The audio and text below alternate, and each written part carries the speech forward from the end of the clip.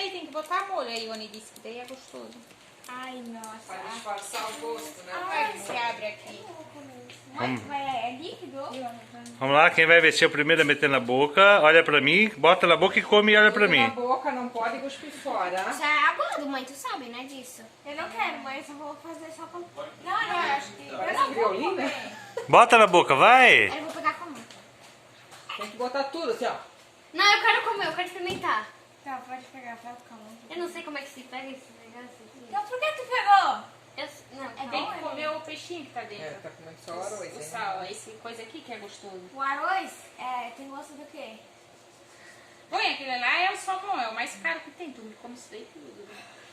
Vamos? Porque como é que se pega? É assim, né? Vamos! Pega com a mão, escolhe um. É Vai, assim, né? Tá. vai Ana. Foi. Põe tudo na boca. Tem gosto do quê, né? Vai lá Maria, bota tudo na boca, vai. Quero ver. dentro da boca, morde e engole. Vai. Eu vou vomitar. Olha pra mim, vai.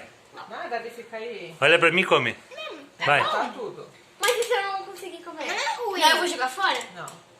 vai. Ó, mãe, Vai, eu Maria. vou vomitar. Não, eu quero me gravar eu primeiro. Eu tô gravando, vai Maria, vai. 1, 2, 3. Não é bom? Olha aí, Emily. Não é ruim. Ah, como engole isso aí. Emily faz uma cara pra Ione. Eu gostei. Não, não, lá fora, lá fora, lá fora.